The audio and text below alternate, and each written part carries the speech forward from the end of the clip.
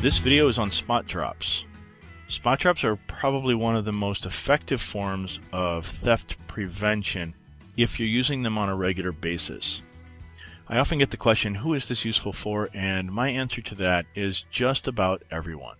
Unless you've got a small independent bar or restaurant that does minimal receipts, this can be an effective tool when you use it consistently.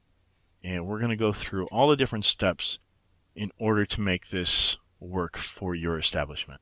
This is most often used in a busy environment. Usually if you're a busy bar, a live music venue, a nightclub, or a busy restaurant, this can be an incredibly effective tool.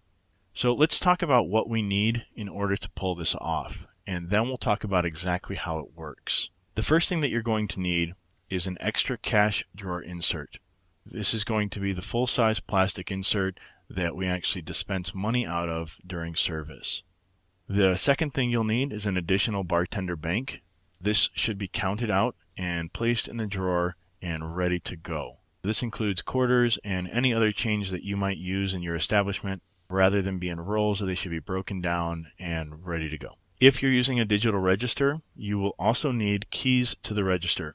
And you'll need those because we are going to run an X report when we do this. If you're using a POS system, you will need a new identity. Now, it's not 100% necessary. You can do this without a new identity. I always recommend to clients that they use one because A, they should have one for backup purposes for their restaurant already created, and B, it makes the reconciliation of the drawers that much easier at the end of the night, especially if you're talking about an establishment that's open till 2 or 3 or 4 in the morning. In addition, make sure that this identity, whether it be a swipe card or whether it be a 4-digit code, make sure that it has already been clocked in if that's necessary before it can be used. You just want to make sure that as soon as you swipe this, it's ready to go because, again, we're going for minimal interference with the bartender. Okay, so what is this spot drop and how does it work? Think of a spot drop as a new employee starting a shift. Essentially, the employee is coming to work for a second time in the same day. You're going to be providing a fresh drawer and a fresh identity to the employee to continue their shift. Why do we need a fresh identity?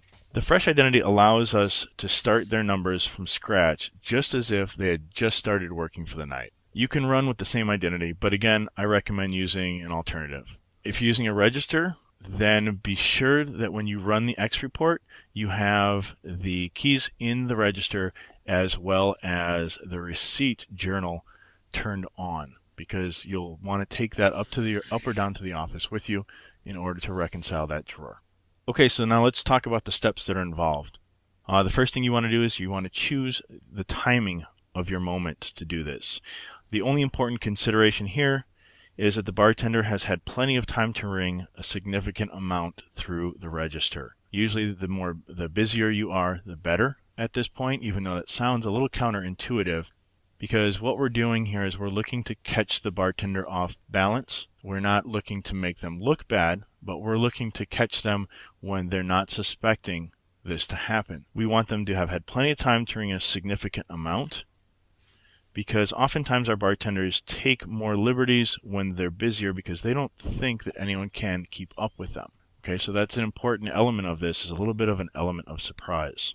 The second step is the actual swap out. In order to do this effectively, what you need to do is come in, wait till your bartender is done with the last transaction he's running, and as soon as he's cashed out that transaction, you'll want to hit his no sale button, open the drawer, put the new drawer in. Be sure to remove any credit card slips, any large bills, anything that's in that registered drawer needs to go with that when you pull it. We're going to be justifying this drawer against the cash receipts, and so we'll need everything along for the ride. Once you've swapped out the two drawers, be sure to if it's a POS system, be sure to cancel out your operator, your bartender, and provide them with a new identity card. If you're using swipe cards, then make sure you take the bartender's swipe card so it can't be used for the remainder of the night, and be sure to give them a new swipe card that they can use, and now this is going to be their identity for the rest of the night.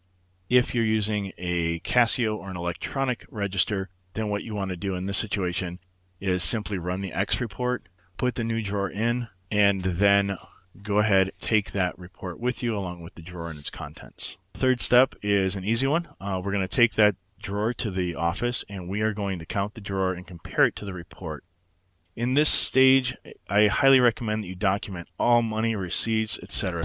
The more organized you can be at this stage, the more powerful your position is if you find any discrepancies.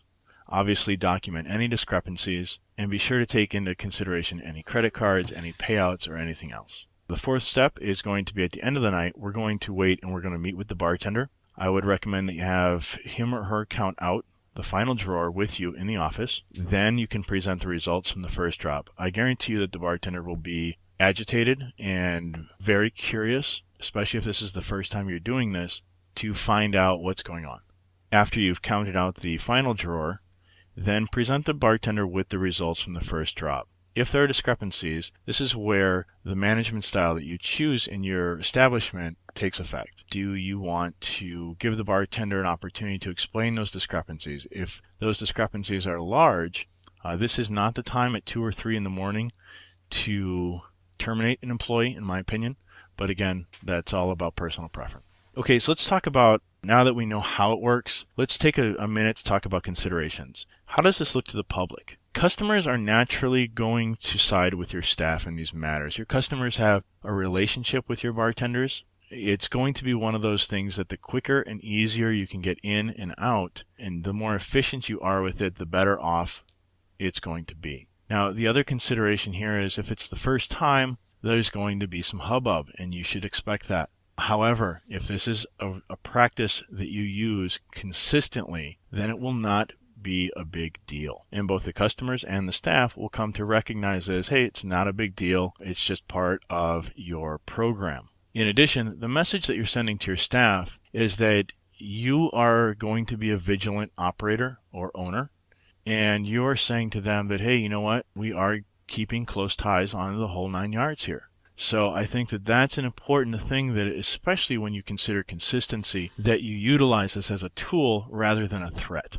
The next thing that I want to talk about is either the general manager or a senior manager, whether it be a night manager or whomever, they should be the ones that are administering this. They should be the ones that are coming in and doing this. And even if it's a night when they don't usually work, they should be the one that comes in and does this. The reason for this is that you don't want to tell anyone that you're going to do a spot drop, especially your regular night managers.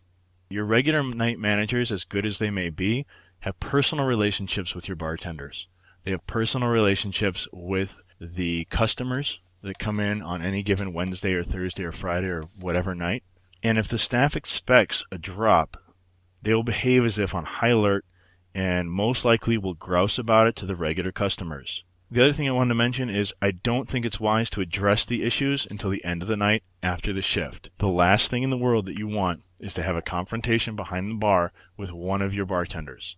This not only looks bad to the staff members, it looks absolutely terrible to our customer base.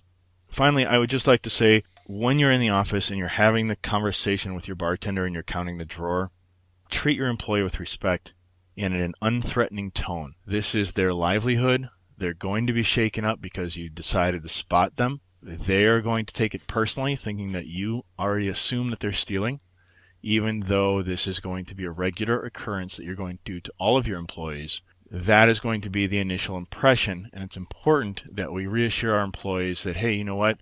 This is just part of our system, and as such, has nothing to do with you individually or personally. Thank you for your cooperation. And that is how spot drops work. If you have any questions, don't hesitate to either leave a comment or get in touch with us directly. Thank you.